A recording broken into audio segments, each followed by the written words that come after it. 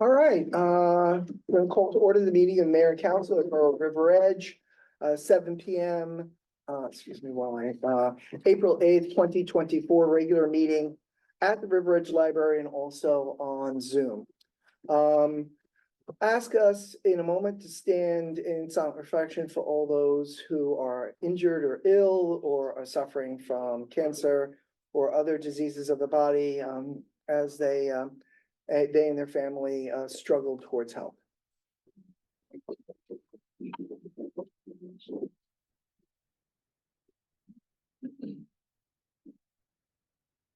Please turn towards the flag. Ready, salute.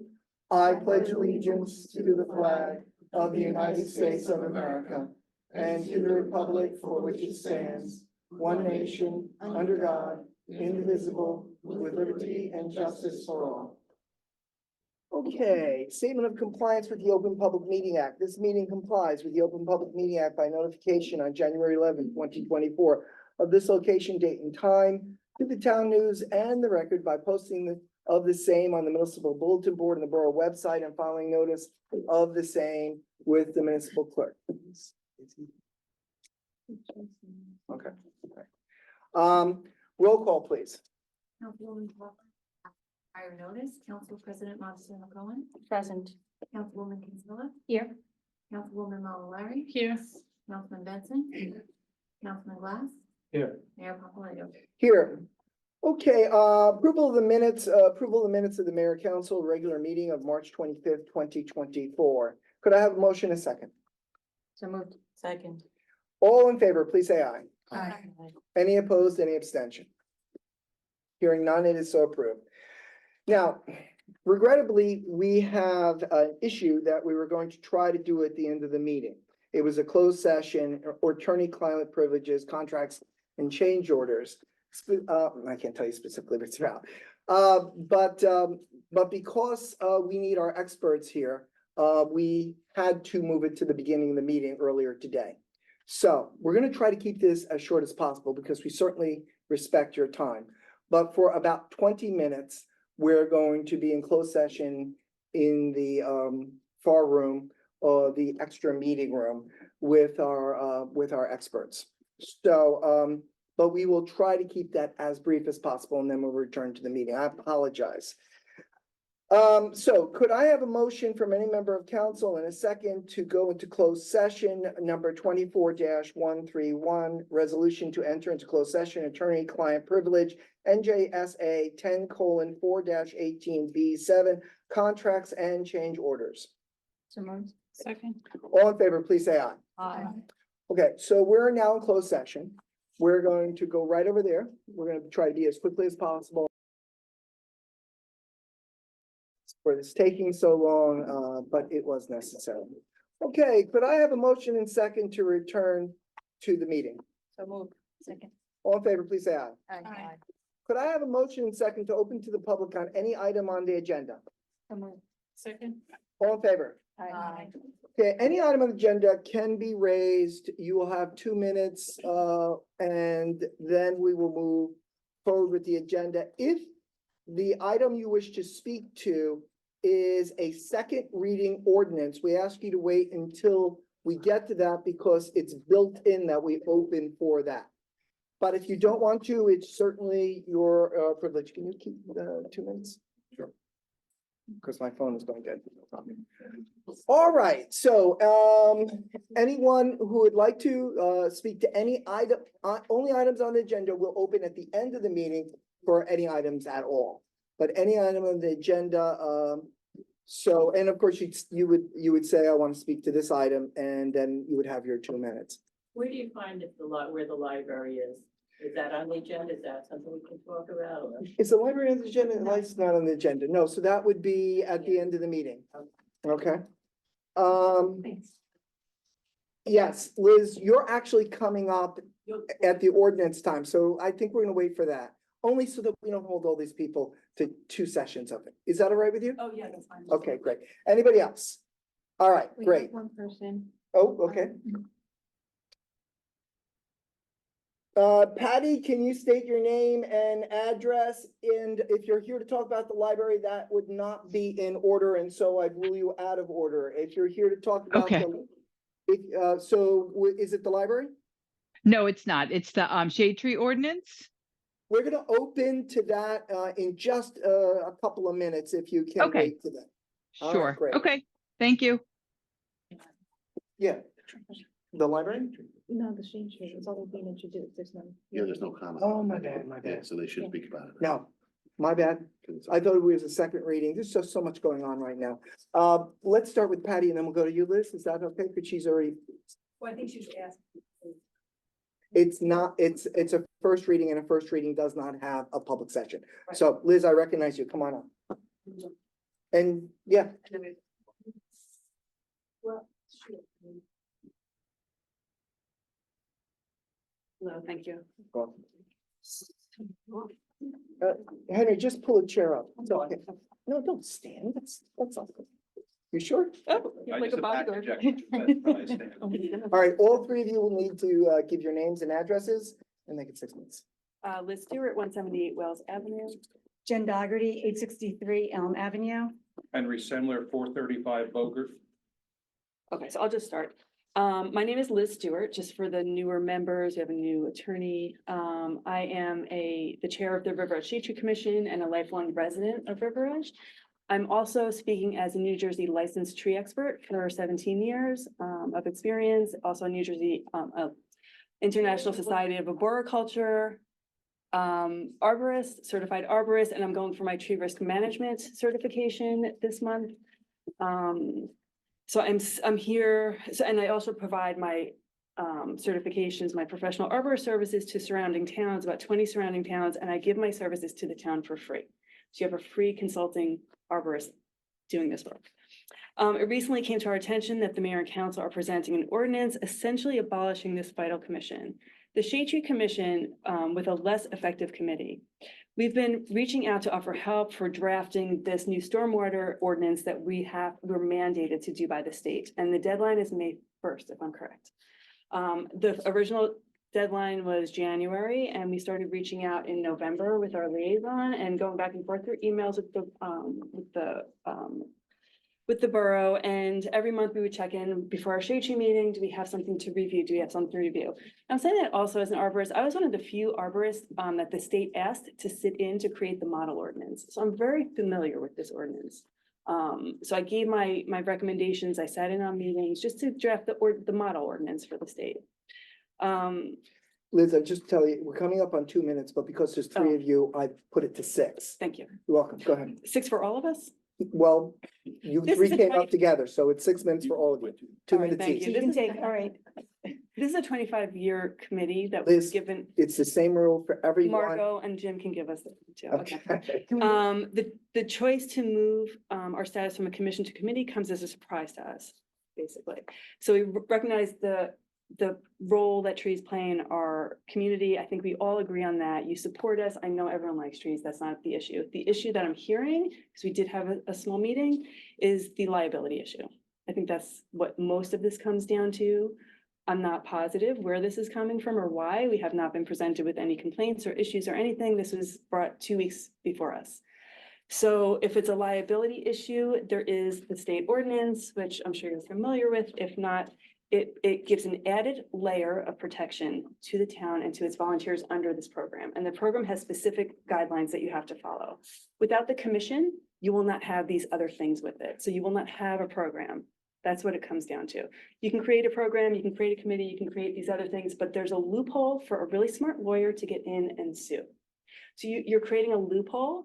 If you make us into a commission, you're losing a lot of other things besides liability committee, besides a liability protection that is, it's under the New Jersey State Shade Tree and Community Forestry Act of 1996, expressly put into place so that communities would feel safe having a commission. It doesn't mention committee, mentions volunteers. It's not foolproof. It is not, no matter what anyone tells you, and I know that I've been to Trenton lobbying for this, it's just not. So just, I think that's a big part of it. We agree with parts of the proposed ordinance, but keeping a commission, you don't have to lose the commission to get all of these other parts, working with DPW, police. We do all of that. Do we need to tighten it up? I'm guessing there was some discussion that we weren't in on. We can meet. I think what it comes down, we also have a dedicated focus to the town. You know, we live in town, we have a dedicated focus. You start giving these responsibilities to a paid employee who's an outsider. They're not making the same decisions. They have a department to run. Trees go last. Automatically, they go to the bottom of the pile. Even if they say it's not going to, it does. That's just what happens. You will not have that checks and balances that you have now. You will not have the street program that you have now. And I think what we're asking tonight is that we just focus on the MS4 stormwater part of the ordinance, that one section, because that has a deadline. Take out the rest of it, put that to the side and hold some committee meetings and really try to work that out. Also, the mayor has the right to appoint the people on the commission. I was just up for reappointment and I was reappointed with no question. Like, I didn't know that there was a problem with any of us. And then if this doesn't work, the mayor and council, it's at your discretion to just disband us and do all of this. But at this point, we haven't been given a chance and we don't know why this is coming. You're losing a lot and you're gaining not really anything from doing it. The three of you have about a minute more. Sorry. Well, I want to also, well, I've been doing this for 25 years. It is more than digging a hole and planting a tree. We have outreach programs. We write grants. I've written grants for over $161,000. 2023, we wrote a grant with the schools in River Edge, $137,000 they were awarded. I got to thank you from the superintendent at that time. I know Mayor Papalau, you received it also. Yeah. They said we were instrumental for them receiving this grant, $137. So we add value to this community. We have an outreach to this community. We work with Boy Scouts, Girl Scouts, Eagle Scouts, 3 programs. We work with beautification, environmental, rec. I mean, the list goes on. Middle school, the Leo's Club, junior program, 3 programs we worked on. 15 seconds. I really encourage all of you to look at our program, talk to us, learn about us. Just don't, look by this new ordinance and saying it's okay, because it's not. We were never given a chance. 25 years I've been doing this, and I found out 2 weeks ago that it's Jen, being it's time, proposed, so we're if you could being just- abolished. Thank you for your Wrap it time. All right, great. Thank you. You're welcome. Is there another who would like to speak? Yes, Patty Beth. So you guys would have to return to your seats now. Sure. And Patty. Patty, can you hear me? I can. Can you hear me? Yes, so you have Okay. to state your name for the Yep. record and your Sure. address. Sure. Patty Omberg, 659 Fifth Avenue in River Edge. I'm also talking about the shade tree ordinance and the change. I'm just curious why you have such a wealth of knowledge and years of experience and dedicated volunteers. I would love to know what the reasoning is behind this ordinance change from going from a shade tree commission to a shade tree advisory committee. I wonder how much time and effort and work went into it, who was part of it, and why you didn't include your current shade tree commission people.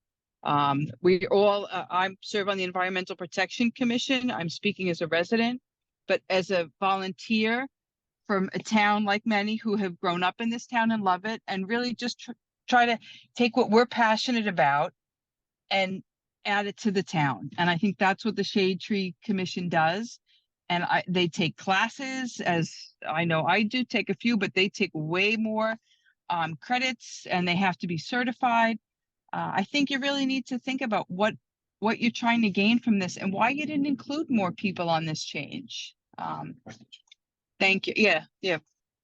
I don't know if that's information that could be provided at some point, if that's a second reading, but I would really like to know what concrete reasons you have for changing this and what benefit you think you might be gaining from it.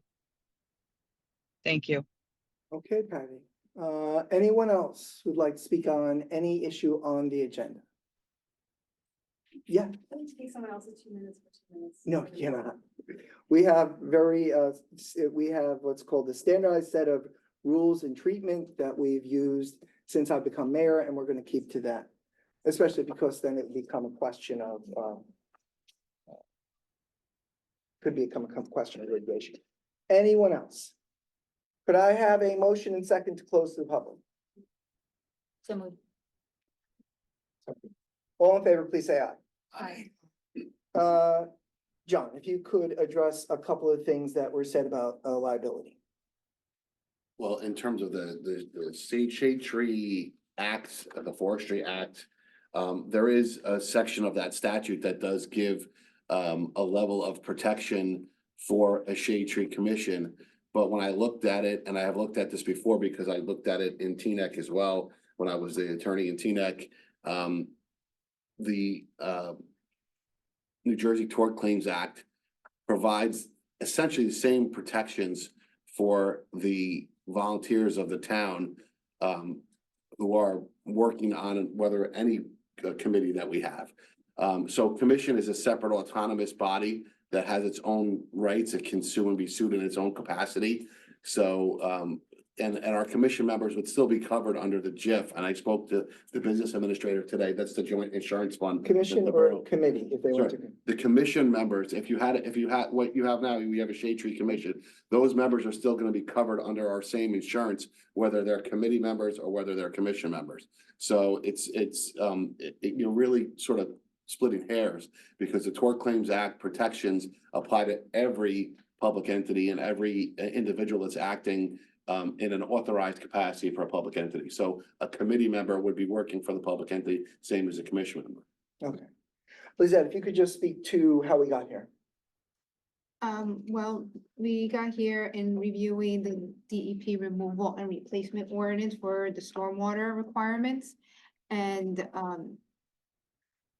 a lot of the work is best suited regarding trees by employees who are here constantly, who are accountable, who have to respond to the residents, and if they're not responsive, then appropriate disciplinary action would take place. And it is removing the burden on volunteers from meeting these requirements. Okay, so moving it from a commission to committee places our borough employees. Yes, because with commission, there's statutory language that provides the complete control over the planting, the placement, the removal of trees to the shade tree commission. So trees are within their purview completely. The borough cannot intercede. Okay, no, Liz, no, Liz, no. Okay, does any member of council wish to make a comment? Seeing none, we move on to item number 7, monthly reports. Tax collector report is March 31st, land use board is February 28th, and Board of Health is March 25th. Those reports are available to the public upon demand. You can see the clerk about that. No, I'm afraid not. We're not going to change it. We will be opening to the public again, but twice. We're gonna open to public for different things. Okay, we have 3 ordinances before us. Since this is a first reading, there is also, before we do that, the ordinance that Shade Tree referred to is an ordinance that needs to be completed by a certain date. Is that not correct? By May 1st. By May 1st. And if it's not introduced tonight, we would not be in compliance. Correct, because an ordinance requires 2 meetings, one for introduction and the second one for public hearing and adoption. So all the ordinances that we are about to move on a first reading will be heard again at our next meeting. Correct. And a hearing is attached to those ordinances Correct. because that's state statute. So I want everybody to know that this is not a done deal. This is simply moving forward. Okay, a motion that follows ordinances to be introduced and passed on the first reading and setting April 22nd, 2024 at 7 p.m. or soon thereafter as the matter can be heard as the date and time, River Edge Library as place and Zoom as a virtual platform for hearing on said ordinances. Ordinance 24-09, an ordinance to fix salary, wages, and compensation of the officers and employees of the Borough of River Edge in the County of Bergen and State of New Jersey for the year 2024. Ordinance 24-10, An ordinance amending the revised general ordinance of the Borough of River Edge, chapter 384 entitled Trees. Ordinance 24-11, calendar year 2024 ordinance to exceed the municipal budget appropriation limits and to establish a capital bank. Could I have a motion from Councilman Glass and a second from Councilwoman Kinsella? So moved. Second.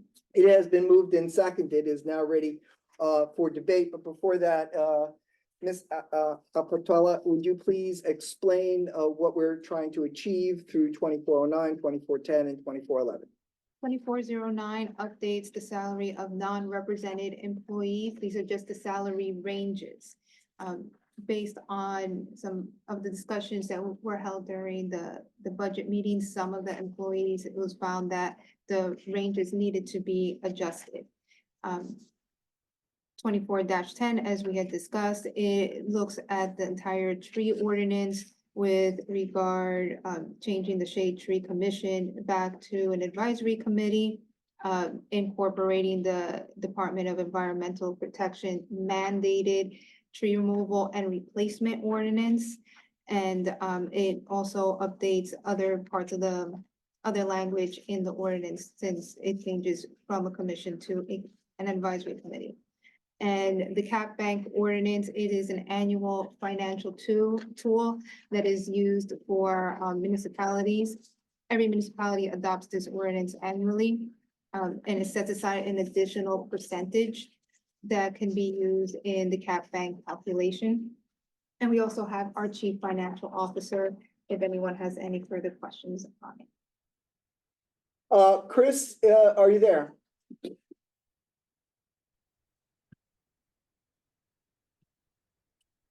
Yes, Chris, Mayor. Great. Lizette did a great job. Is there anything you want to add to the ordinance 24-11? Or, and we're going to keep you alive for the municipal budget portion. Anything you want to add to that? No, I think she covered it. It's just a standard document that we adopt each year to allow us to go up to the statutory amount of 3.5% on top of our existing appropriations from the prior year. Okay. So is there any questions from council? Okay, it is open for debate. Is there debate? Hearing none, all in favor, no, this can be by acclamation, right? For introductions. Yeah, all in favor, please say aye. Aye. Any opposed? Any abstentions? Okay, we now have the 2024 municipal budget introduction 2024 resolution 24-121. Lizette, how do you want to proceed? Ms. Apertola, how would you like to proceed? For 121, it would just be a motion and a second, but it requires a full roll call because it involves appropriations. Great. Mr. Bagliatore, Battaglia. Chris, if you could, for the public's benefit, just explain what we're doing here and why we're doing it. We are introducing the 2024 budget. We are required to, by state statute, adopt a budget each year. The extended deadlines for the budget for 2024 listed the first regularly scheduled meeting after March 31st or March 29th, whatever the weekday was, as the deadline for introduction. We are doing that tonight. What will happen next if we introduce the budget tonight? We have a 28-day period where the public can inspect the budget, and it will culminate in a public hearing at our May meeting. The May date is May 13th. So we will have our public hearing on May 13th. Also, between now and then, we will be sending our budget to the state to file it and for review. And as long as there are no issues, we will be okay to adopt on that May 13th date. All right. Okay. Any member of council have a question and comment? Okay, could I have a motion from Council President Monticello Cohen and a second from Councilwoman Malari? So moved. Second. All in favor, please, oh, it has to be roll call, roll call. Council President Monticello Collins, Present. No, you have to say yes or no. Yes. Councilwoman Kinsella, Here, yes. Councilwoman Mallory, Yes. Councilman Benson, Yes. Councilman Glass. Yes. All right. Okay, now we have second readings. There is an open public hearing for that. We're gonna move them both for the open public hearing. The following, and could we have Councilman Barry, actually, I'm not gonna call on you because your voice is barely there, right? I can say something. We'll leave it, we'll leave you for when you have to join. If I could have from Councilwoman Kinsella and Councilman Monticello Cohen when we come to opening to the public. The following ordinance published here within were first read by title on March 25th, 2024, and posted on the bulletin board outside the clerk's office. Ordinance 24-07, ordinance to amend chapter 206 of the revised general ordinance of the Borough of River Edge entitled Fees. Ordinance 24-08, an ordinance amending and supplementing the revised general ordinance of the Borough of River Edge, chapter 400, Vehicles and Traffic. So moved. Second. All in favor? Aye. Okay, before we begin, Ms. Albertola, would you please explain to the public what we're trying to achieve with 2407 and 2408? Sure, 2407, the fee ordinance, it covers updating the outside duty fees for police to monitor traffic. And it also establishes a vehicle fee. And 24-08 updates left turn prohibited locations. Okay, any member of public who would like to make a comment or ask a question about 2407 and 2408? This would be the time. It's pretty boilerplate. It's just, you know, give everybody a chance.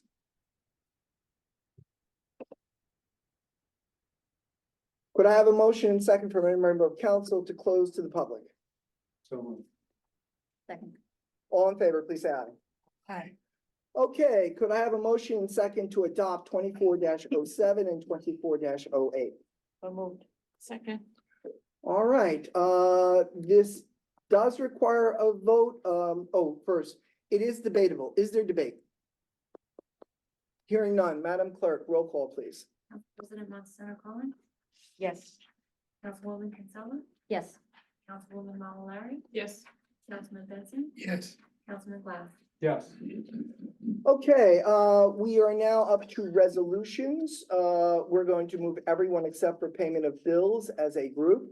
24-122 through 24-129. Does any member of council wish to pull out for a separate vote any of these ordinances? Resolutions rather. Does any member of council have a question before we move them? I do have a question. Sure, which one? 24-125. If Mr. Portela can speak to that one. That's authorized increases in deferred school taxes for local and regional high school taxes.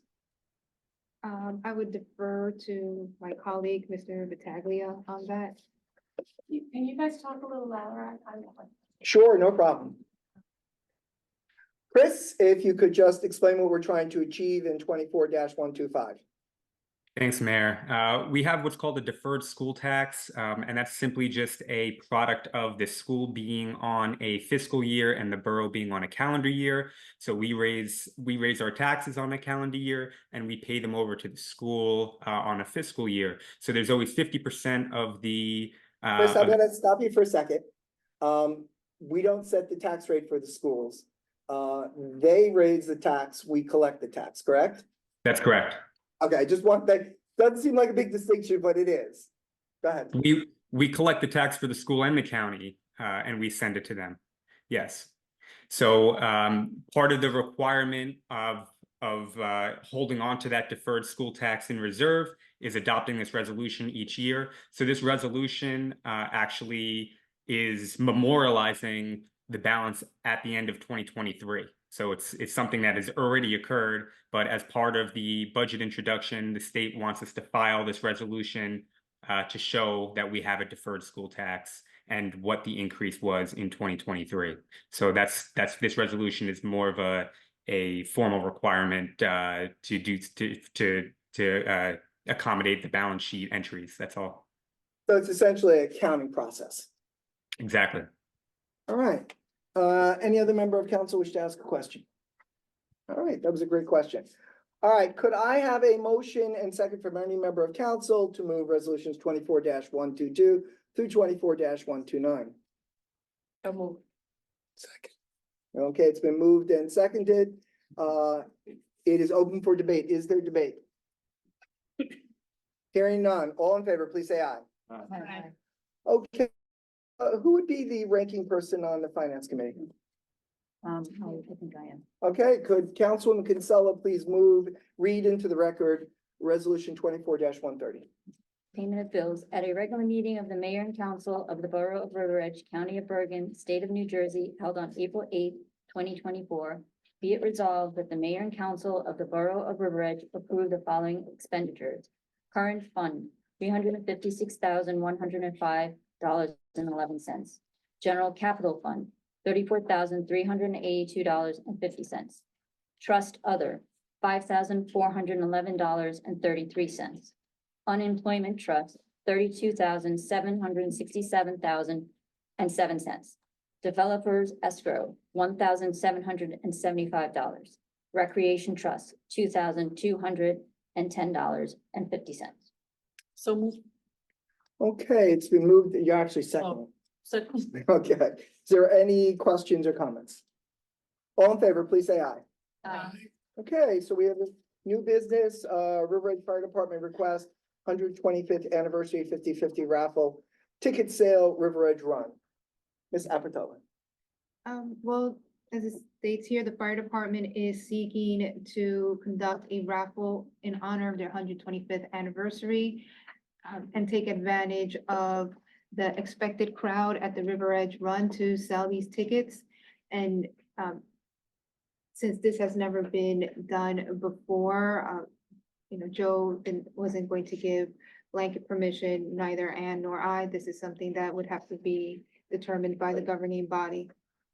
Okay, so I turn it to the council. Is there is the council interested in granting the fire department's request for a 50/50 raffle? Yes, I think that's a very good idea for the River Edge Fire Department to raise money. Yeah, you know that our fire department's all volunteer, right? We don't pay them. They come out at all times of the day and night. They're amazing. Our fire chief is paid. Nope, Nobody pay anything? nobody's paid anything. They get a clothing stipend because, once you go to the fire, whatever clothes you have underneath your turnout gear is completely ruined. And there is LoSAP, which is, how would you describe it? So it's a very small Very retirement dollars that go for their service. And that's statewide for both of those things, okay? So it's been moved, it's been moved So I'll move it. and seconded? Second. All in favor, please say aye. Aye. Very good. Sidewalk request for Willow Avenue. What's that? A borough resident is requesting for the construction of sidewalk in front of their block for various reasons. Even though it is signed with various names of the neighbors, it did come just from one resident, and it's up to the governing body. I mean, the sidewalk, and I defer to our borough attorney, would that increase the property assessment? And the property owner would have to maintain their sidewalk. And we already have our curbing and sidewalk plan in our 2024 budget that did not include this area.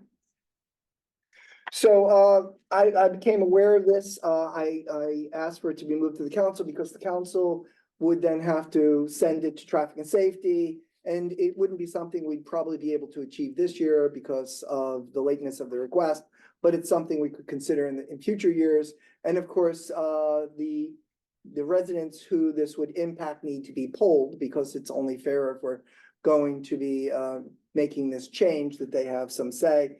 So we would, after traffic and safety, if the council wishes to send it to traffic and safety, then it would come back. We would ask those residents to come in, tell us what they think about this. And then we would be, if the council was so inclined and the residents were so inclined, we would be putting it into next year's budget if the budget allowed. Any member of council wish to offer their thoughts? Should we send this to traffic and safety? Yes. All right, could I have a motion and second? So moved. Second. All in favor, please say aye. Aye. Very good. Youth recreation programs, request to place lawn signs on borough property. Who is speaking to that? I can if you'd like. Madam Clerk. So the recreation superintendent reached out to me. We were requested by USA Sports Group, who runs various sports programs throughout the borough for recreation, children ages 2 and up. Is this a for-profit organization? All I know is they pay us a fee USA Sports is per for- participant. for the program. It's for-profit. Go ahead, keep going. So they're looking to place signs, 2x4, I believe no bigger than 2x4 in size in the borough parks, KBG, Brookside and Memorial Park to advertise for the upcoming season. They're looking to start in the spring and have them up through the fall. Have we ever allowed such signs to go up? Not to my knowledge. So it would be setting a precedent. Correct. So the council needs to consider this. If we grant permission to one group, then we are, Mr. Shananian, we're essentially, you have to grant it to any group, correct?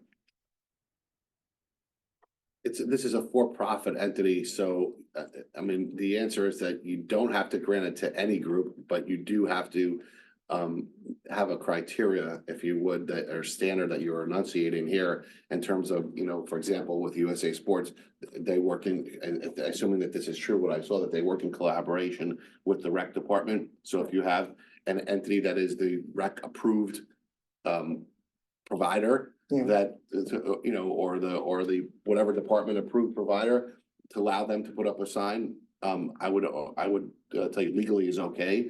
But again, you may have someone come and say, well, we want to put up a sign for our program, but they'd have to go through a process with rec to be, to make sure they're approved before you would allow that.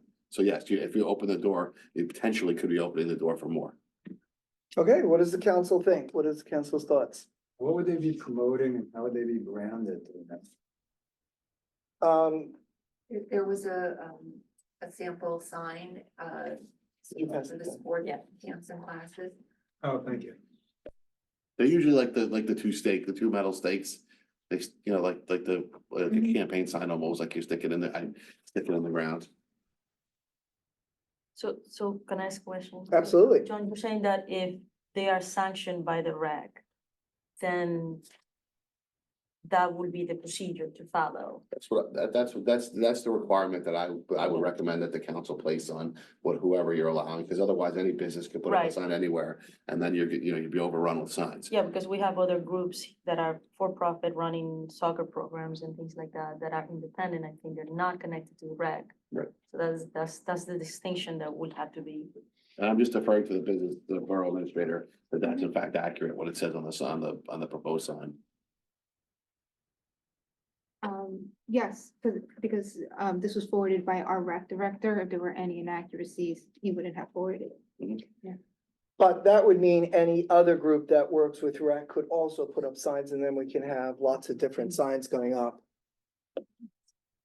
I would recommend to the council not approve this, at least not until we have a better idea of the scope of this. What other groups currently work with rec? Why would we be granting them free advertising on our property? And then, what would be the length of the signs and what would be the location of the signs? I would recommend to the council that we simply don't have enough information to move forward on this, but it is the council's decision, not mine. Mayor, could we ask Joe to come in and talk to it? Yes, but he'd have to, I would recommend that you guys you require him to list any other group that could also make such a request. And why he forwarded this request I'm assuming it's because they're the only ones who asked. But, because once we open this to this type of group, because of their association with rec, we're opening it to other groups that have a similar association. I agree, Mayor, and just my 2 cents. Looking at the image that was provided to us, I find it to be pretty self-promoting. Yeah, and certainly we could have, Joe, speak to that. Joe is our rec director. We've been using first names, I apologize, and not without titles. So, is that what the council wishes to do? Is there consensus? To ask for more information. To ask for more information, to ask, for the rec, director to come and speak to that and so to put this up. Yeah. Could I have a motion in a second? So moved. Second. All in favor, please say aye. Aye. Is there any old business? Okay, we're now at the public comment, and we're gonna be talking I think, just to show of hands, how many of you here talk about the library? Yeah. So we're gonna start with, if you don't mind, because I'm a teacher, with just some little education, and I'm gonna ask our attorney to correct me or to elaborate in any way. Our library, as every library in the state of New Jersey, functions by statute. Is that correct? Okay. Now, the library is run by a board. Now, we have 2 boards in this town. We have the Board of Education and we have the Library Board. And they are similar and different, okay? We, the council, have no authority over the let me not do the library, let me do school first. The Board of Education, the River Edge Schools and the Riverdale School, we have absolutely no authority. They strike a budget, they strike a tax rate, they then tell us what that tax rate is, and we have the obligation to go out and collect taxes. In general, our taxes are 25% of the overall tax bill. So say your tax bill was $10,000, nobody's is, but I'm just using it because it's a nice, easy number. Well, maybe some people are. In any case, so 2,500 of it comes to us. The other 7,500, we don't have any control over. We collect it and we pay it upon demand to the schools and the county. You with me so far? Okay. So who they hire as a principal, who they hire as teachers, what books they do, what time the school opens, the school calendar, when vacation is, who they hire as supervisors, has nothing to do with us. And the reason I'm bringing this up is because there was a whole thing about 7-8 months ago, if you remember, about reconfiguration. And we made it very clear that we have no authority. We had our legal counsel present it. We asked our labor attorney to weigh in. We had no authority. Okay. Now, the board that runs this library is slightly different. Okay. The Board of Education has its own buildings. They own those buildings. They own that property. They do all the maintenance. They have their own payroll department. They have their own attorneys, all that stuff. The library board is a quasi-independent group. Would that be correct? Because they do have some authority and we have some authority. We own this building. We repair it. We maintain it. That would be correct, right? Correct. If there's any major construction, it's going to go through our engineer. But the operation of the library, we have none, 0 zip, because it's a board, okay? So just as the school determines its calendars and its hours, the library board determines when this library opens, when it closes. We have no authority over that. Just as the Board of Education decides what teachers they're going to hire, what they're going to pay them, so too the library board. Now, why I caused it quasi is because under the law, state statute, we have, I don't even know how to describe it. It's a term called the third of a million obligation. So if a town has a library, out of our 25%, so that's $2,510,000, we have to give a third of a mil to the library That's our obligation. And that, this year, that is $770,000 in change, Give or take. give or take. In fact, let me pull that up. Yeah. I think I Seven have hundred it. and seventy, Yes, 650, 91. okay. Yeah, We can't hear you. so a little bit louder. It is $770,650.91. So your tax dollars, that's how much we're obligated to give. We have never given the minimum. As long as I've been on council. I've been on the council now, this is my 13th year. Well, first year we did. But the library was suffering, so we gave more. And on average, our CFO has already helped us understand at the budget meeting. And if you look at the last 30 minutes so of the budget meeting, which is on YouTube, you'll see that we typically give $109,000 extra to the library, okay? And this year is really no different. Now, so the library gets a budget by statute, and they have to function within that budget.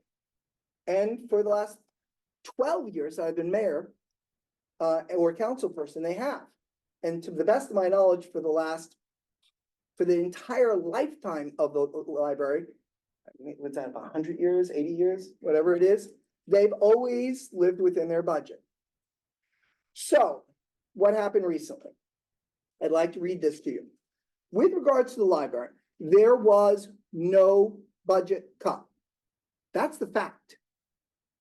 The library overexpended. In other words, they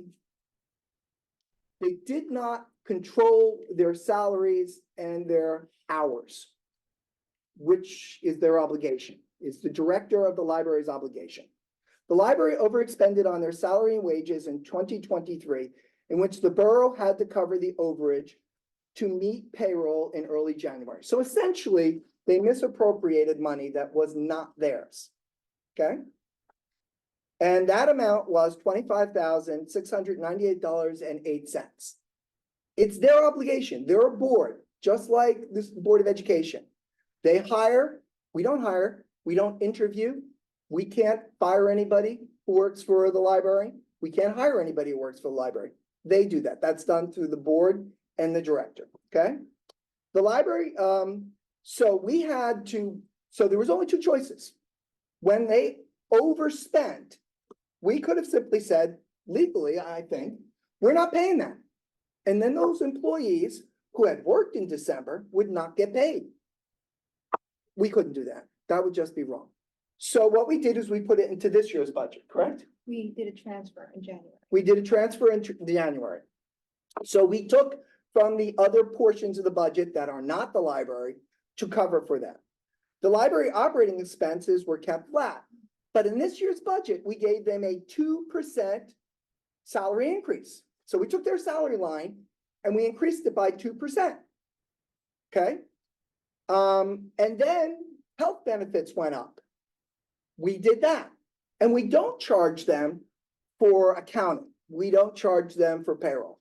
They tell us, they give us their payroll, but we run it through our payroll department as a courtesy at no cost. Okay, so the library received in this year's budget a 2% salary and wages. They had the overage of $25,698.08. That had to be deducted from the salary increase. So the salary increase was first put in the budget, and then the money has to come from somewhere. The transfer had to be repaid. The other departments had to be made whole. Furthermore, the library's insurance premium went up by 8%. We also put that into the budget. So they didn't get a cut. They got a 2% increase on salary and an 8% increase on health benefits. So the borough is appropriating $865,943. What we were required to appropriate was $770,000. So there is a $95,292.09 greater than the state requirement. Now, if you take that 26,000 if you want to round it, and put it back into the 95,000, So if you go 95,000 plus, let's say 25,000, it's just easier. We get 120,000 above what they were entitled to. So that's not a cut. Can't call that a cut. Never was a cut. Having said that, I know some people, oh, their hours, I know they're cutting hours. Their budget for accounting purposes is broken up in the, so if you see, get a look at town budget, you'll see it's broken up into lines. But those lines are only for accounting purposes. They can do whatever they want with that money. So if they want to take money out of a quote unquote purchase for books and put it into part-timers, they can do that.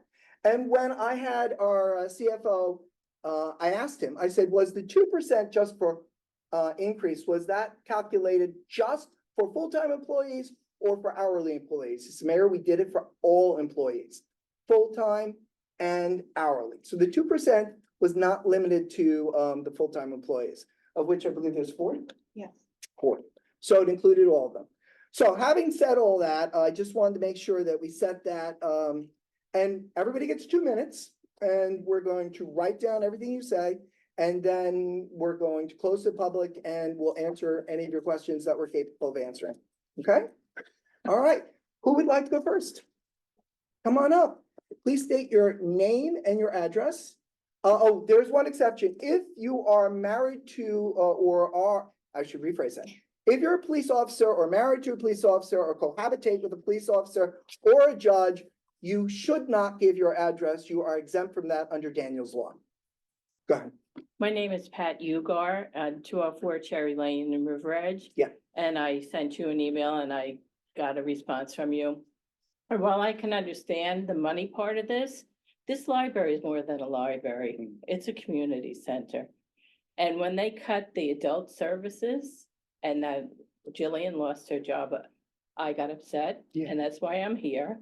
I've lived in this town my whole life. I have never come to one of these meetings, but I'm here because I feel so strongly that this needs to be a community center, it needs to stay open. People that work can't come after you're getting home at 6 o'clock at night. You can't get here before 7. You gotta eat and everything else. So I just wish that we take into consideration that this is a community center. Everybody loves the library.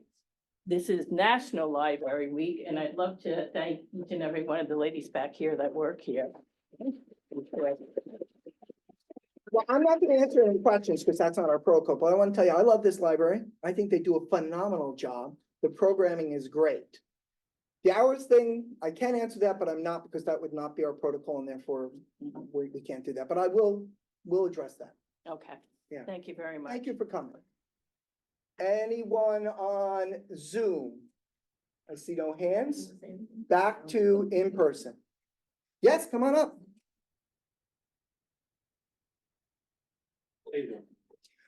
Good, full name and address as long as you're not involved with. Jonathan Lees, 275 Midland Avenue. Jonathan. I've been living here for 11 years. I've come to this library every week. Before, when I was working in the city, I could never get here before 7, 4 or 5. So the thing is what I've noticed is this place is used a lot more than just books. Yeah. And kids hanging out. It's a place where people are connecting, from the students to adults to the elderly. And to cut hours just based off a discrepancy, if the staff had upheld their budget spends for that long, you think there would be a discussion before a budget cut, before hours cut. I know you don't want to call it a budget cut, but the hour cuts are a budget cut. So what I want to say is, I think for the benefit of everyone in this community, we don't have a lot in River Edge. So to have a building we can all feel safe in and go to and be with one another is massively important. Okay. Anything else? That's it. Thank you for coming. We do have someone online. Okay. Hi. Hi, good evening. This is Fuzia Michelle. My name is Fuzia Michelle, and I live on 136 Continental Avenue, River Edge. So I've been in this town for 2.5 years, and I echo what Pat had mentioned and the last speaker, that the library is a community. I think this is the only social place that we have, to be honest, for adult programs, ESL, it even for kids that have their tutors. This is like a meeting location. As far as the closing hours, and Mayor, thank you for clarifying everything. I just feel that there's still a discrepancy because of the closing hours. It still remains, I feel, as a budget cut. I know from what I remembered from the board meeting that I attended last week, there was, it was approved to give that salary increase, right? And it's just Well, that I'm just gonna hold up. Are you saying the board approved the salary increase? Or are you referring to the 2% for the salary increase, or the changes that the board made mid-year to salary increases that caused think- the overage? I believe it was a salary increase, like an email was approved by an official, I believe. And that's what I understood from that meeting. So because it was approved, the library went ahead and made those increases to their Okay, staff. I just gotta stop you there too, only because I can't have anything unfactual said. The Okay. town did not approve any salary increases. The board made salary increases, but were told that they had to stay within their budget. We don't have the jurisdiction to approve a salary increase. If the board has said that we approved a salary increase, other than the 2% that we approved in this year's budget, that would be, that would be a lie, Mm-hmm. Mm-hmm. okay? So I'm not trying to tell you what to say. I just can't have, things that are not No, factually correct. Right, I understand. I mean, this is what from what I heard. That's all, I'm just trying to put the facts together, and that's why I'm here tonight. I just think that it's, because of what's occurring, it's unfortunate the library has to lean towards closures of the hours and reducing staff. And I just think that it's just going to impact the community, and it's going to impact a lot of the kids and adults as well. So I just wanted to share that, but that's where I come from. So thank you. No, you're fine. Does she have more time? Just 9 seconds. Well, I cut her off, so we give her more time. Do you need more time? No, I added, I stopped it, I paused it. Oh, okay. All right, thank you. Thank you. Anyone from the, who's live? And if someone, remotely would like to, please raise your hand and we'll come to you next. Come on. Cindy, go ahead.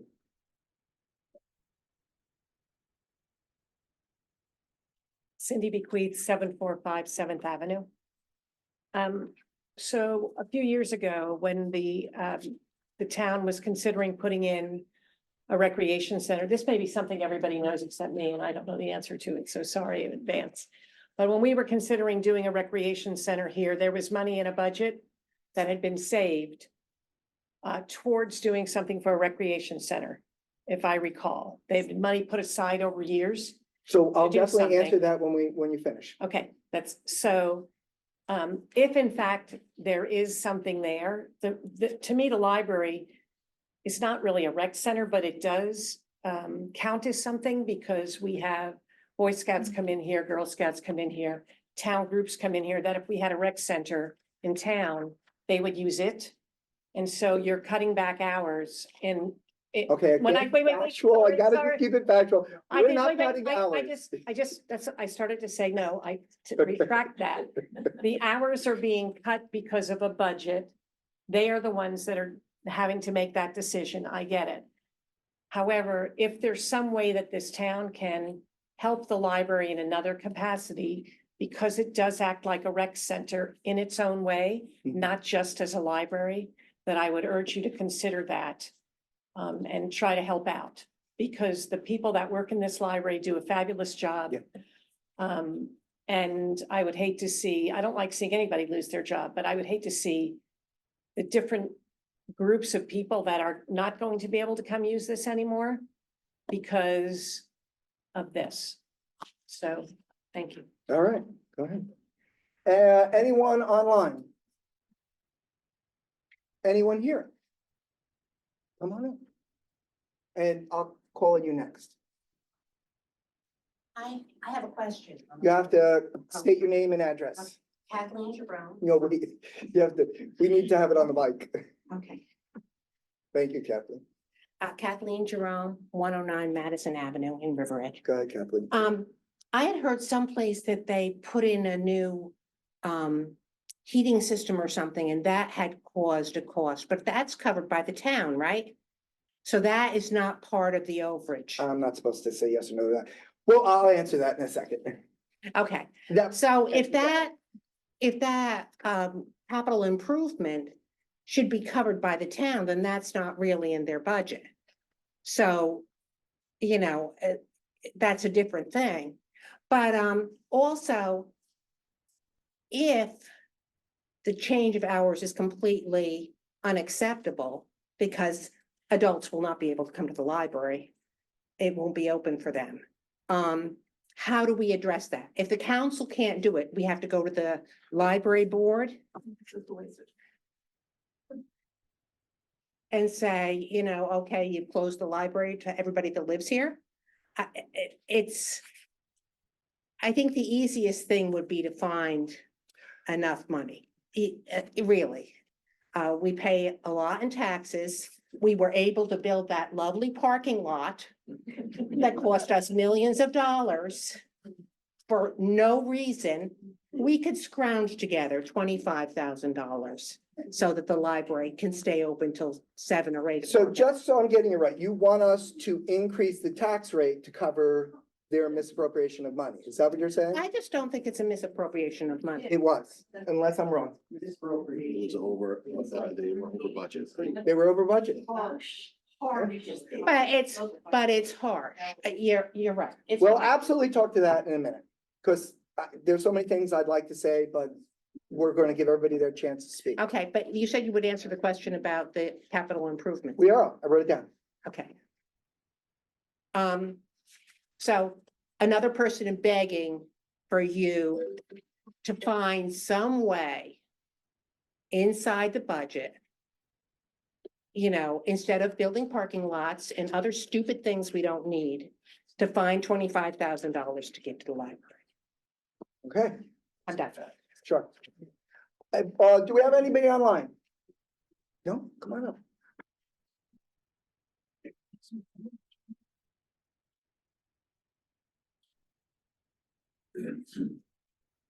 They did it intentionally. They did it intentionally. Yeah.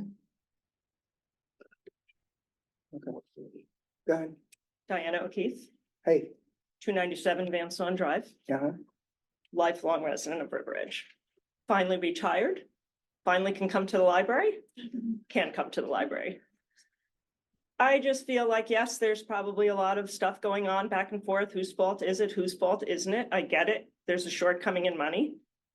Again, I feel put faith in the fact that we need the library and whether it's a misappropriation of money or not,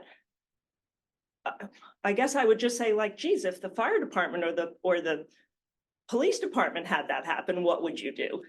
Don't tell me it won't. I don't get it because I'm not. What if it was another department? Sure, Yeah, we'll if answer it that was to you in a another second. department, it was the rec department or something where you felt that there was a value and the community would benefit from it, what would you do? Okay. I feel the same as everyone. Can we find the money?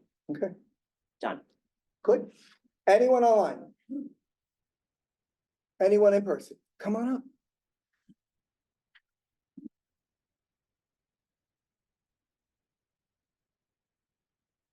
Hello, my name is Christine George. You actually just heard from my neighbor. I'm at 291 Van Son Drive. Okay. And I guess I should start off by saying here that, like, I grew up in the library. I worked here as a page. I did my homework here. I am a librarian now. Mhm. So I can tell you too, the struggle we are currently having, hemorrhaging talent from the profession. So my bias is 100% with giving the increase for that. As a resident of River Edge, I grew up here and everything, I am just, well, I'm angry, obviously, but honestly disappointed. super, super disappointed to hear the mayor use an incredibly biased term like misappropriation. No, Twice. that's not biased. That's factually incorrect. But keep going. Yep, I would like to have my time. And You also do, you the have it, fact absolutely. that we had to come here and now ask for money to be found in the budget, because that's the thing, sure, okay, you didn't cut the budget. But the fact is, the budget needs more money. So we have to come and ask for that, rather than somebody from council who everybody, I mean, I didn't hear any anti-library people on the board overtly, so everybody likes the library, so nobody came forth to say, hey, we have some ideas about this, we're gonna try to figure this out. Nothing, we're coming and asking for that. Hugely disappointing, especially because this is such a central part in not just the town, but libraries in general, with the fact that they're your social safety net. People who can't afford like childcare and stuff, which I mean, I know having worked here, like, not great to have the kids running around, but like, fact of life, it's happening. With that, I work in New York City. I am on the 706, used to be the 709, that 3 minutes kills me. But anyway, in the morning, I can't get here. It was a struggle for me to get here tonight. So I actually do appreciate you having the closed session because I was on time. So, but I mean, the fact is, you're living off the commuters and The you're kind of time, messing them. thank you. Anyone else?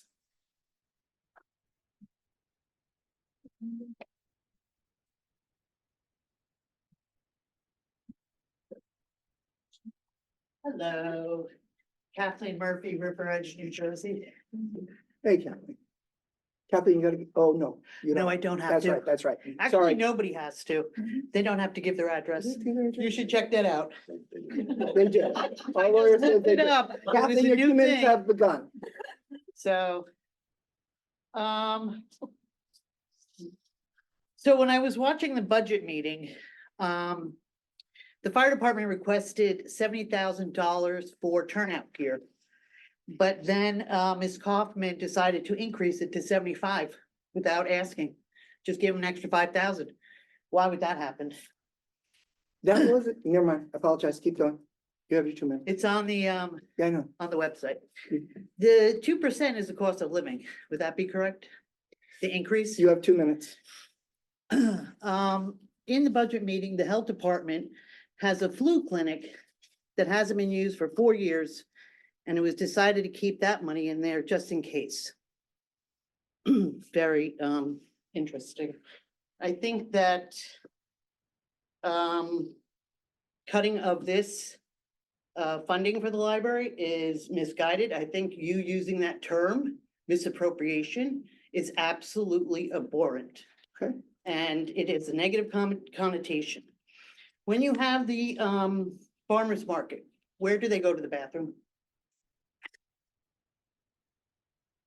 There. Why isn't this meeting held in the courtroom? Where we were able to do that in 2014? Why is the public being inconvenienced? The courtroom's set up. Nobody's down there. Why are you taking up this spot? So I would revisit the budget. You know, it's not a lot of money. And as you can see, it's important to everyone in this town. It's a small amount of money. That is all. Okay. Anybody else? And Shade Tree? Come on up. Is this only about library now? No, this is open for anything, Cindy. Well, Yeah. right after. Margaret and Shirley, Hey, Margaret. 172 Mohawk Drive. Okay. I've been the reference librarian here for 18 years now. I am a lifelong resident of the town. I was a page here when I was in high school. After college, I went to graduate school and got my master's in library science, and Ms. Heckel hired me right back. I was here for 4 years, my first 4 years as a professional. I went to other libraries, gained more experience, and have come back home to River Edge. I wanted to let you know, I am not speaking for the board or the director. I'm speaking as a lifelong resident that the 1/3 of a mil formula means that out of $1,000 of your property tax, the library gets 33 cents. Got it? That formula is about 40 years old and really needs to be revised. So, yes, the mayor and council do give us extra money, but that's because you would have a bare bones building if we had to live on 33% per $1,000. So 1/3 of a mil sounds like a lot, but it's not. And that's what I wanted to say as a lifelong librarian and a resident of this town. And I look forward to helping some of you in the future. Thank you. Thanks, Margaret. Yes, Cindy, coming up. Yes. Hmm? Cindy spoke for the first time we opened. We're now opening, and that was opening on anything on the agenda. So now we're opening a different opening, so I allow it. I don't. Spoke about the library. I had two things to say. I didn't know, I thought the first thing was about the Wait, did library you only. speak about the library last time, Cindy? Yeah. Last time when? Earlier tonight. Just a few minutes ago. Yeah, no, you don't get second chance. I'm sorry. I You can ask don't them- want to speak about the library. I asked if I could talk about something else. That's what I said Oh. when I came up here. I have a But she already different came up and topic. spoke.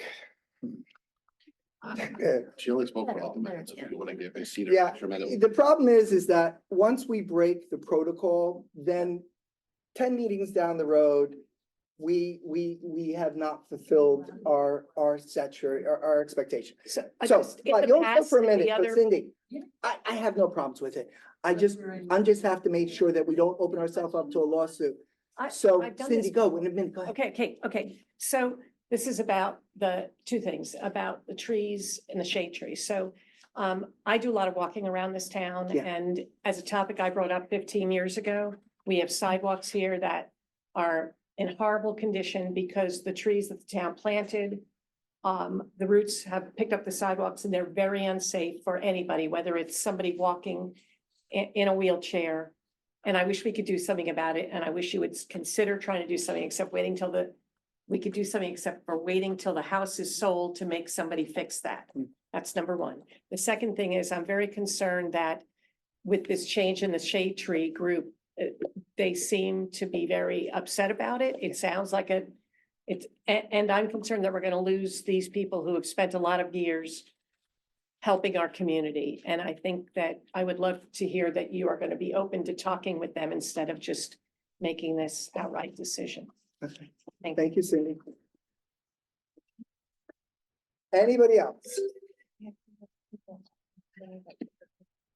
Oh, is anybody online? Please raise your hand, and as we go back and forth, we'll come to you next. I think there was a gentleman in the back. Come on up.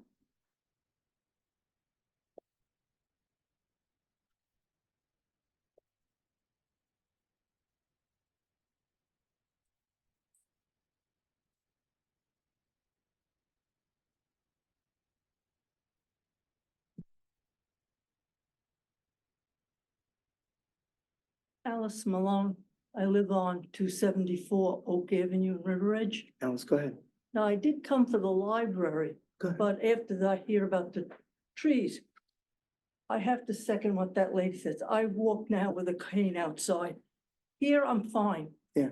But the sidewalks are a mess. I have replaced mine so far twice, and I have to replace it again because of the pin oak tree in front of my house. Mhm. So I think the town should at least pay half or have somebody go around because the sidewalks in this town are terrible.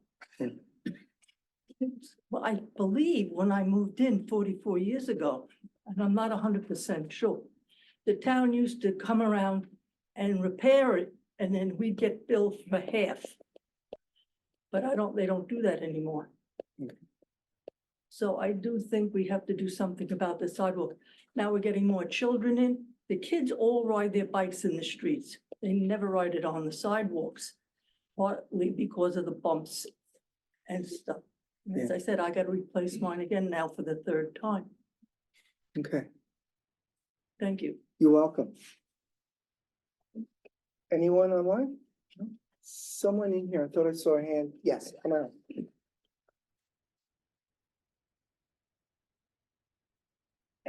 Library. No worries, go ahead.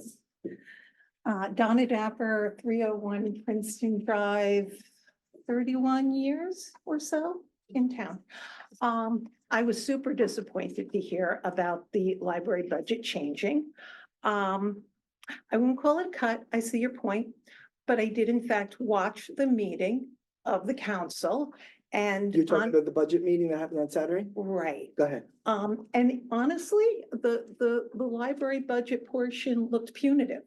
It looked like a punishment. It looked like we're gonna make them pay for this mistake. I also went to the library meeting. Yeah. And yes, there seems to have been an understanding that they were going to be, as a one-time thing, allowed to use an overage from a prior year. Clearly, there was a misunderstanding. Yeah. I also find it very strange that you guys covered the money to pay those library salaries in December. Why didn't you tell the library they were over? Because they only seemingly learned they were over their budget a few weeks ago, which means they not only were over budget last year, they've been over budget for 3 months of this year, which is why they're having to cut those hours so severely. You're right, they are cutting those hours because they don't have the money to pay their staff. And something else said here, what I understood was they have budgeted money for staff and salaries, and then they have budgeted money for books and whatever, all of their other expenses. My understanding was they're not allowed to go back and forth on those. Is that not true? I can answer that, but only when we're all done. Okay. Anyway, yeah, I was super disappointed. I agree with everybody who says this is a community place. This is where my son had a million meetings on his way to being an Eagle Scout. This is where I came for Boy Scout meetings. It's where ESL is. Obviously, I didn't need that, but it is kind of a hub of River Edge, and we don't have a lot of that. And this difference, it's not so much money in today's world, and we're giving our town less. Time. Sorry, give everybody 2 minutes to maintain the same protocol. God, that was a fast try. Wasn't it?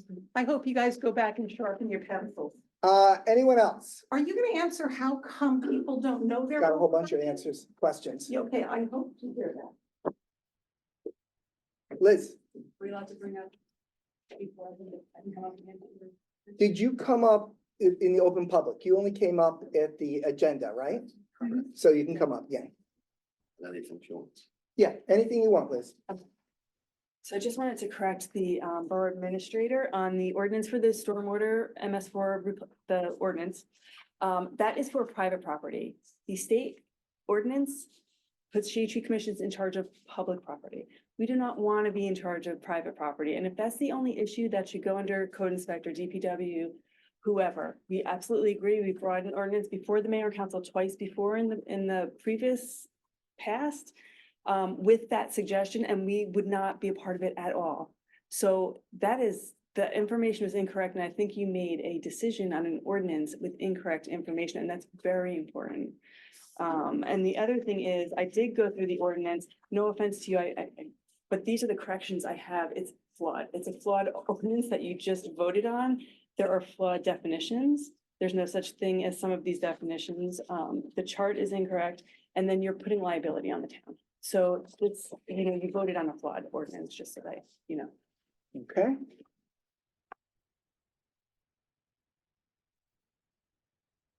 Anyone else? No, Kathleen, you only get one chance. I'm talking about trees now. No, you get one chance to speak on anything you want. You got your 2 minutes. Anyone else? I thought we could talk one on trees. No, Kathleen, you were on the council. You know that's not true. Come on. But it was a good try. Funny. Anyone else? All right, could I have a motion second to close to the public? Second. All in favor, please say aye. Aye. Well, there's a lot to cover here. Let's start with what would happen if this happened, if another department had done this? Another department head, if another department head sees that there is a salary issue, a personnel issue, they request to meet with the personnel committee, which is comprised of the mayor and 2 council people, to request any authorization or any changes. So all the departments monitor their staffing and advise if there's any need for changes, whether it's combining positions, changing a part-time position to full-time, or vice versa. If there is a vacancy, if somebody has to be brought in interim for a leave purpose. So this is what all the other departments do. Okay, and what would happen, the question was specifically, what would happen if one of our department heads had done a $26,000 overage? Well, I won't use the overage anymore, whatever you want to call it. Unless it was an emergency that was then covered and explained why it was an emergency affecting public health, safety, and welfare, then that department head would be disciplined. Okay. So that was the first question. That was the question I jumped to. Heating and improvements. The capital improvements, we covered that entire thing, didn't we? Yes, there was a grant. It was before I started here. There was a grant that the borough received there was a grant that the library received under this new bonding law that came out a few years ago, that through a referendum. But again, this is a municipal building. The library cannot award a construction contract. So it was bonded for by the borough, overseen by the borough. The information on payments issued by the borough was given to the library director to submit to the state for reporting. So that way the borough would be reimbursed, because grants are reimbursable. The borough has to lay out the money first, submit proof of contract awards, vouchers, invoices, payments, and then we receive the money back to pay off the debt. Now, but I think the question went to, did it come out of the third of a mil that we had? No, that was capital. Their capital funds are different than the third of the mil. The operating and salary is one set of funds. Capital is like your credit card. You go into debt. It's for specific purposes, construction purposes, and things that have at least a 5-year lifespan. But I think what the question that the public was asking, and I think I have it correct, is was their budget in any way required to pay any portion of that? None whatsoever. Whenever there is a capital project for the library that is covered by the borough through debt, that is not part of the third of the mil calculation. But it does, 5% of it does go into the municipality, the boroughs. Yes. Operating budget. Yes, that all falls under the capital improvement fund, whether it is a capital project for the library, for the police, for the DPW, for the fire department, for shade tree planting. That 5% down payment covers all capital expenses. And so that was covered by the town, not by the library. So let's finish with that one next. Courtroom. Could you speak to the courtroom? Because we looked into having our meetings in the courtroom. We did look into having meetings in the courtroom, and it does not allow for hybrid. You may see a TV there, but that is specialized equipment under the judiciary.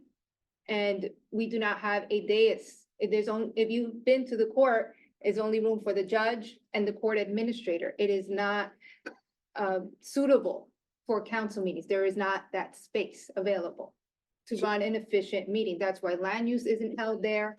That's why none of our other boards meet there. Okay. Is it the responsibility of you or the CFO to administer the budget of the library, or is that the library director's job? That is the library director's job in conjunction with the library board, just like I work with the mayor and council. Okay. But that wasn't really. No, we're not gonna do that. Just keep paying out. So Well, hours, it's just common sense. so You hours, guys should like- hours, It is- hours, hours is the next thing that came up. And the library is free to do whatever it wants with its hours. So you're saying 7 o'clock is too early to close. The library could on Tuesday and Thursday be open from 1 to 9 instead of 11 to 7. The library chose to make that their decision. And it appears that that might have been intentional to draw some of you out. I don't know, but it seems odd that they are not doing what other libraries are doing. Didn't the lawyer tell you to stop speculating? No, I'm just simply saying, because I had residents come to me and said, why isn't the library staying open later? I said, that's their decision. They could have chosen anything they wanted to. Community center and rec. So this is an extraordinary library. Does a great job. It really is a community center in so many ways. And that's why we have always given more money. When I came onto the council 13 years ago, the then council wanted to close the library. There were 2 members of the council who wanted to do that. I fought for the library. I fought every year out of the 13 that I've been an elected official in this town to make sure we could do it as much as we could. The budget this year is 4.76. Because of all the healthcare increases that have happened over the last 3 years, 20% here, 8% here, 17% here. We've been using some of the leftover funds from previous years to try to mitigate it. But this year, our budget started at 5.15%.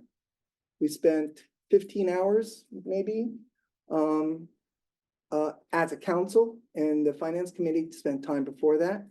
And normally we try to keep the budget increase to somewhere under 2%. This year it's 4.76. We did not want that, but healthcare and everything else kept going up. And we don't have any control over that. BCUA, Bergen County Utility Authority, we spend about 1.3 million getting rid of Pee, basically. We get rid of, that's how much it costs every time the toilet gets flushed. So in this year's budget, we went through every single line item. And as former councilwoman Murphy mentioned, if you go back and look at that, you'll see that we tried to cut everywhere. We tried to cut any unused funds over the years. We asked the departments if we could do that. So we did that on Monday, which was the first meeting.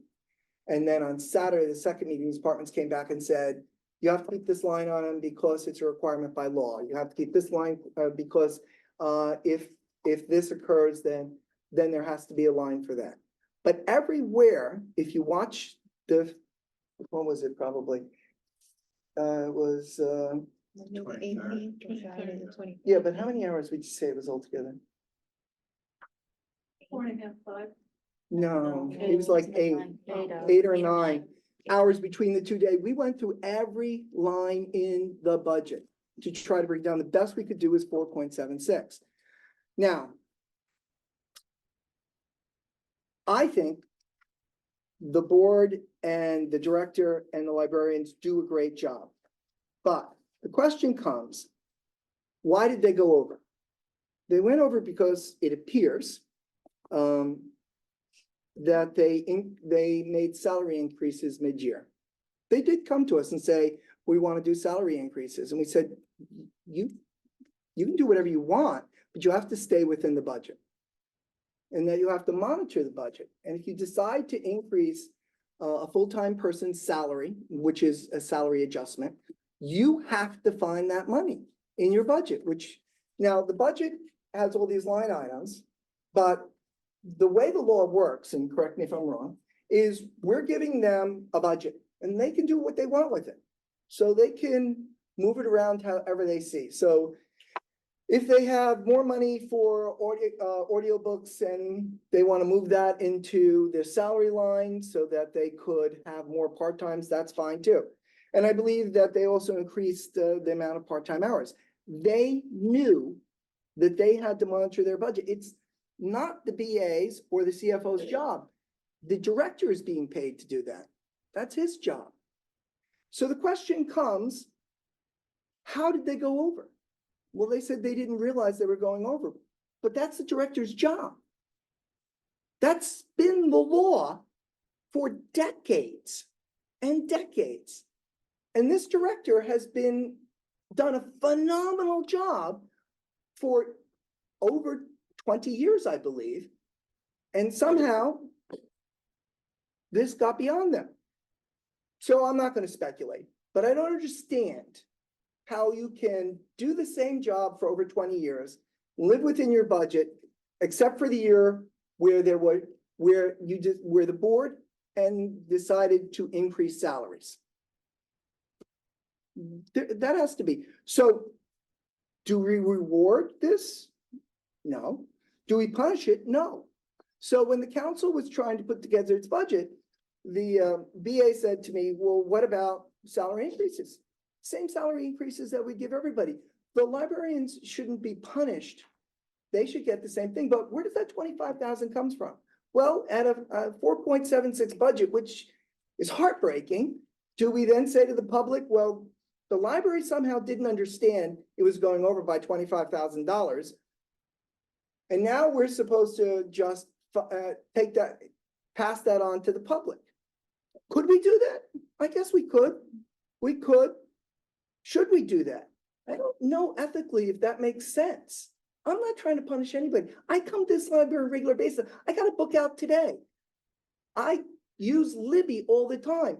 I love this library and I praise it all the time. And, you know, we talk about the third of a mill. It's not like every town in Bergen County or in the state are doing over a third of a mill. I know New Milford right now is considering only giving a third of a mill. I know that there are other towns. We've never considered that. This is not our making. But I hear you loud and clear. What you're basically saying is they went over budget. We should ignore that. We should not hold them accountable. And ethically, even though we should pass it on to the public, to you. And you guys are for that. And to be honest with you, I'm for it. But I don't think that that's what we were elected to do, to moderate our own interests. I don't know, I don't know if the council can change the budget at this point. I mean, the council could consider it, and I think they've heard you. I think they've heard you. I need more parking lot to find the money. You know, sarcastic remarks are the parking lot was part of an improvement for our park. When we have the 4th of July, when we have events at the park, when we have all sorts of sporting events, they use the park. It was, if you go back and look at the council meetings, when they talked about that, yes, the parking lot was going to be a part of the community center, but it was also, there were hours of discussion and planning saying, listen, we have to take down the old DFW building. The building couldn't do that. So we could have taken it down, spent all that money and covered it over with grass, which is not bad because it's near a park, or we could have put in the parking spaces that would make it available so that we could have other events in the library and in Memorial Park and stuff like that. We'd have parking because we didn't, because we had parking problems. We have people saying when there's, 2 baseball games happening and there's something else happening in the park, people are going and parking on the streets in front of people's homes around there. So, I get where you're coming from, say it's a parking lot, but it was not the decision. It was a decision not to waste money. We were taking down the VFW anyway. Why not put in a parking lot? And we did put in stuff because we thought the community wanted a community center. The community didn't want it. And unlike the whole situation that happened last year with the school board, we listened to you. I wanted the recreation center. I still have the plans for it. You didn't, so we stopped it. There was another idea. Should we have a girls softball field because we weren't getting any traction with the school board at that time? You guys came and said, we don't want, so we stopped it. The question, I hear loud and clear, you're saying you love the library, I do too. You're saying that we should overlook the fact that they went over budget. when they should have known they were going over budget, because that's their job.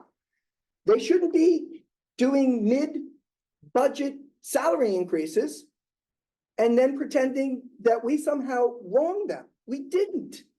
Last year, we gave them was it $188,000 over? You have I think I did. We gave them a ton of money. Now, because the state has reevaluated, it, we only had to give them $700,000 last year. The state has reevaluated River Edge, and it says our minimum, one out of a third is now 770. We didn't say, as other towns are, listen, the state all of a sudden says, I gotta give you 70,000 more than we did. We're not gonna do that. We didn't do any of that. And the only thing we did was charge them for their overage. We kept the 2% in there, we kept the 8% in there. And we did what we ethically thought was correct.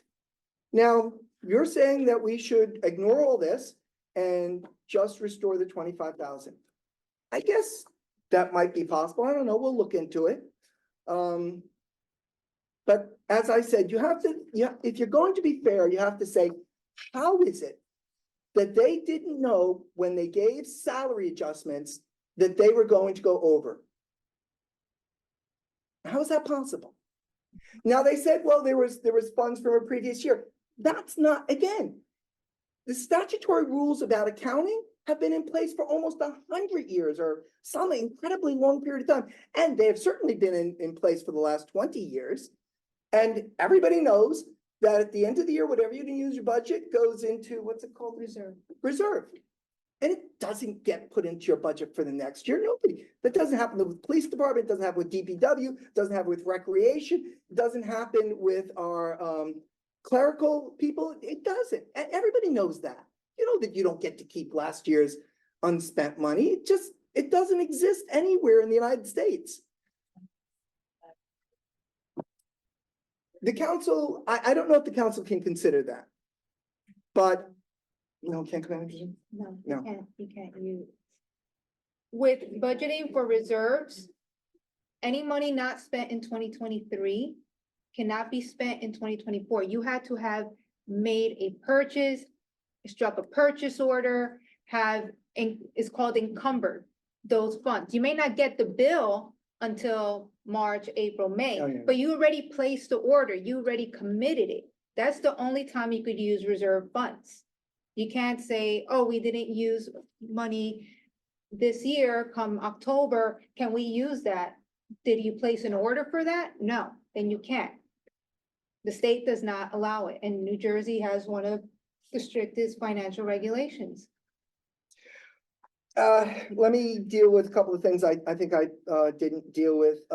Moving in between the library. Yes, when Farmer Market's in, we open the bathrooms in Memorial Park, but people come into the library, of course they do. That happens, absolutely does. Liz had a public-private floor. We're gonna deal with that in a second. Community center, we talked about. Ours, as we've already talked about, it's their decision. If they want to stay open, they can. But I hear loud and clear, you're saying, go back and increase the tax rate by $25,000, which probably isn't that big of a deal. Overlook the fact that they should have known. There was no way they couldn't have known that they were going to go over.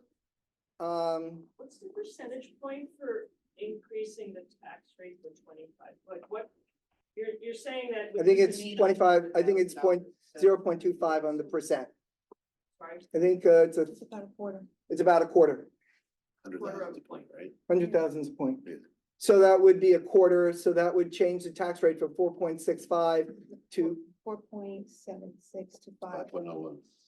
4.76 to 5.01. But this overage of money. Do a lot of things here. Spending on the salaries is gonna continue. Yes, and then of course that will continue. It will multiply each year. It would continue, but. To fix it for this year, we'd have to change the tax rate from 4.76, which is extraordinarily high, in my opinion, to 5. Now, here's the good point. we have been so conservative, and I want to give a call out to Ed Mignon and to Al Bartoloni and to Vito Aquafreda, who has passed on. They formulated a more conservative budget process for us in River Edge than any other town that I know of in Bergen County. We put more constraints on ourselves, and because we did, according to our CFO, which you can also see at the beginning of the first meeting, other towns are starting at 8%, 11%. Some towns, I think 20%. What? 12, no, oh yeah, 12. So, and we started at 5.15. We were able to get it down by literally looking at, take 100 off of here, take 500 off of there, trying to cut wherever we could. We got it down to 4.76 without doing layoffs or anything else to our police department and DPW and stuff like that. And to be honest with you, if that hadn't gone over the overage, the library would and did get a 2% increase on salaries and an 8% increase on health benefits, and we didn't reduce anything else. So yeah, I guess the council can consider this, and I apologize if somebody took offense to me saying misappropriation. I won't say that anymore. I'll just simply ask. No, I'm not gonna, I said it again, I'm sorry. I'm just gonna simply say, I don't know how you can increase your salaries and not know. But that's a disciplinary process. You said all. No, but you see, that's the thing about it. Listen to this. We don't have any authority over them. We can't discipline them. They're a board. That's why I started out with that. We can't fire anybody. We can't discipline anybody. We have no authority over the employees.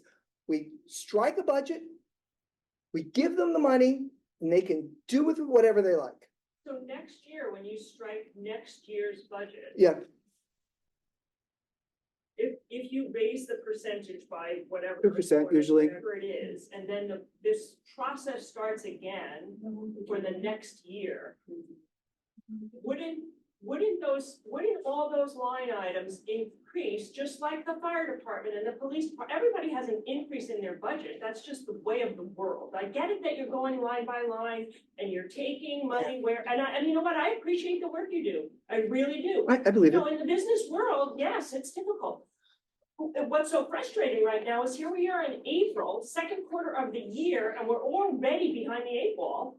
And so again, this. Well, that's partly because that's the way the process has been designed by the state. We don't go into budget season until we know, for instance, we have to know what we're gonna get from the state by way of funding. We have to know what's gonna be charged by BCUA. We have to know, there's a million things. The state itself hasn't even struck its budget and moved for a couple more months because they have to have us strike our budget before, right? Correct. I guess what I'm saying is like, okay, we're gonna pay for this mistake, the 10. We're going to. Well, right now, you're not paying for the mistake. You're asking us to have the town pay for We're the not mistake. gonna pay for the next 20 years for this mistake. Maybe we're willing, I don't wanna speak for everyone, but maybe we're willing to do that this one time because it's only happened one time in however long it's happened, and whoever fault it is, whatever. Sure. Bite the bullet. Well, What would the difference in taxes be if you have like on 100,000 assessed value? Right. What would it come to? Raising taxes, we don't pay enough for the library tax with all the money. Like what would the impact on a household be? I don't know. You I don't know. I don't want to tell you, and I don't know. By adding this $25,000 in? I don't know. And what would the But detriment to the the- town be to decrease this? Even in property values, one of the first things that I looked at when I first came to this town were the schools and the library. Yeah, And I chose to pay more for a house to be in a town that had things were wonderful. And, you know, and then that's why I got so upset when I saw that the hours were being done. I don't know. I mean,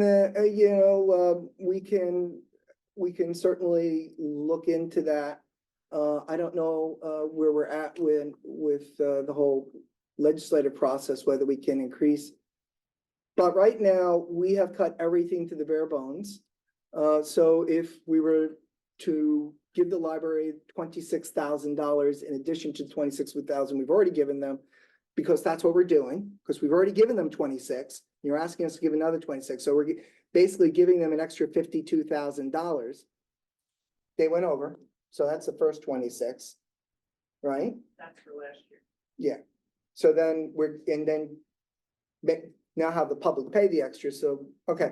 So if we were to do that, I don't know what its impact would be on the residents, but when residents get their tax bill, they tend to look at what the rate is.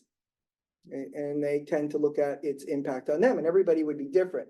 I mean, because it's yeah, I know I'm going over, I should stop. Why? I was just clearing my throat, so. I feel the emotion in this moment. I feel, I hear you. I think the council hears you. And I think we've answered all the questions set for the private and public, fund that, Liz said was flawed. Oh, I have a question. Why wasn't the library's operating budget increased at all? We didn't really, did we really increase anybody's operating budget? The operating budget Flat. was Yeah. flat, but in 23, it was increased from 22. Every department had to provide a justification, whether like road salt was increased or contract for radio service or whatnot. So that was DPW and that was fire department and police department. So they would have to offer a justification for increasing it. It's a very complex not complex. It's a very in-depth process. The CFO and the BA and the finance committee sends out emails in December saying, look through your budget. If you need October, look through your budget, see where you need increases. And if you need those increases, please tell us, justify why you need those increases. So salt was one of those things that's an operating budget for the DPW. So as the salt costs went up, we'd have to increase that. That also happened with the thing of when Councilwoman Kaufman said change from 70 to 75,000 for whatever Kathleen quoted. That was because Councilwoman Kaufman had been in contact with Jason and he said no, not that. Schlossberg, Rob Schlossberg, our fire chief, he said that line's probably too low. I don't know what the justification was for the operating. I know that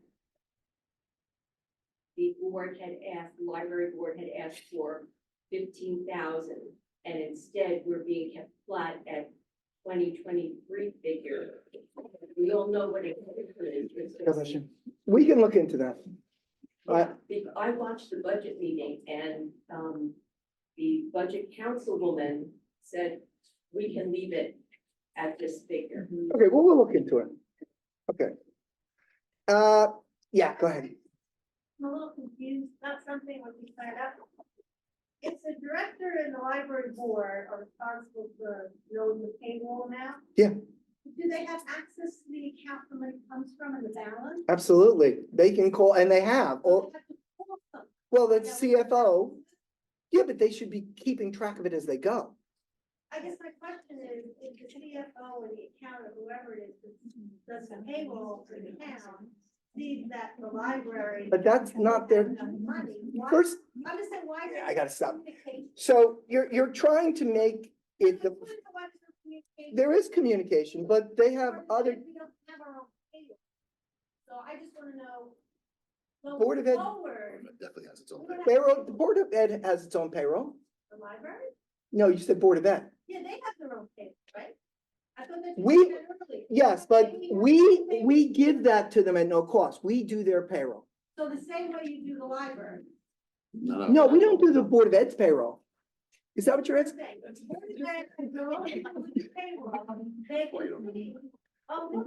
Yeah, let's talk afterwards. Okay, that's what. All right, all right. Does, once you have the budget, no, seriously, because this hasn't been covered at all. What? So next year, when you guys do the budget, assuming it stays where it is, how much does the library get? Does it go back up automatically? Every year, every budget is reviewed, and if there's more money needed for a justifiable reason, then we do that. That's how we ended up with 4.76 this year instead of 2.0. I mean, that's just the way it goes, and salary increases are also determined every year. What seems to be the growing weight? What is the going rate? What can the people of River Edge endure when it comes to taxes? Well, because that's what they say to me, and I get it, because I'm paying taxes too, All right, I just hope that we don't not overshadow, I believe the library is very important too. I grew up here, being born as well, so but the shade tree thing is really important. okay, I just don't want that to get down under this. so that was the last thing. Did we respond to that, the project? The DEP language comes from, that was stated was flawed, the definitions, the calculations, that's all from the state model.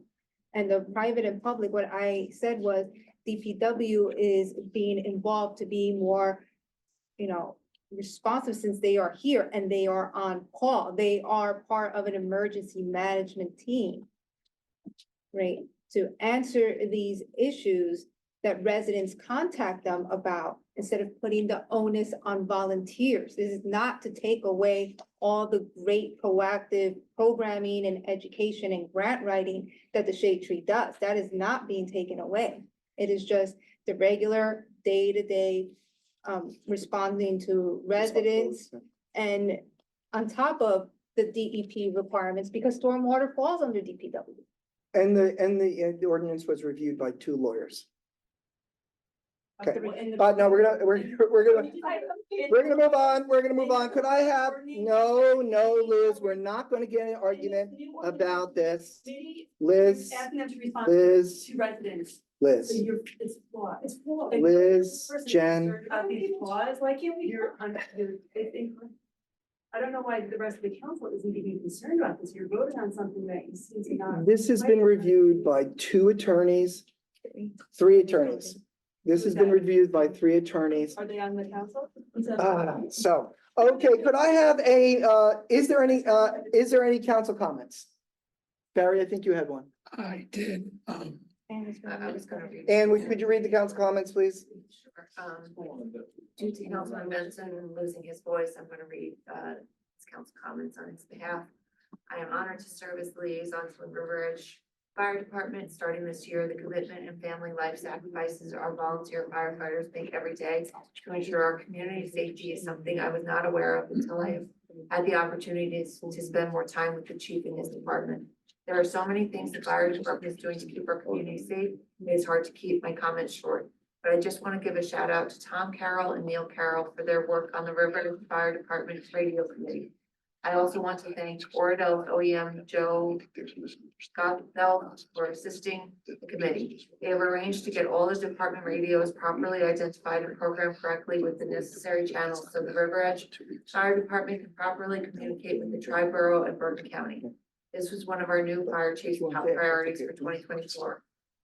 All of us in River Edge are safer today because of the work you did. Congratulations and well done. Councilman, not Councilman, Mr. Shedanian. Thanks, Mayor. So I just want to make sure that the public understands with respect to the ordinance process, that all that happened today was an introduction of an ordinance. The council didn't vote on anything. They haven't approved anything. They haven't adopted anything. It's simply a mechanism because every ordinance, which is a permanent law, right? Ordinances are permanent laws. It can be changed by ordinance, by crafting another ordinance, but as opposed to a resolution, which only lasts for the term of the council, which votes for it. So for 1 year, ordinances stay on the books forever unless they're changed down the, at some later time. An ordinance takes 2 readings or takes 2 meetings. So this meeting, it was for introduction. Comments were made from the public with respect to the ordinance. Council's heard those comments. The next meeting, when that ordinance is up for adoption, because there has to be a publication, so the world knows that that ordinance is out there, more people can come. There's gonna be there's gonna be a full public comment section with respect to that ordinance, and its adoption. And then at that point, the council then can debate it again and decide whether or not to move forward with the adoption of the ordinance. But I just want to make it clear that nothing was passed today. I was only introduced with respect to Shade Tree, sorry. Yes. Okay. Only introduced. Any other member of council wish to offer a comment? I just have one comment. Mayor. Sure, go ahead. I just want to remind the public that Regal and Little League are having their opening day on Saturday, April 14th. Okay. At 10 a.m. Yes. At Roosevelt. Oh, I'm sorry. It's Saturday. It's Saturday. Saturday, whatever the date is. Saturday the 13th, sorry about Good. that. Any other member of council? Could I have a motion and second to close to adjourn the meeting? So moved. All in favor, please say aye. Aye.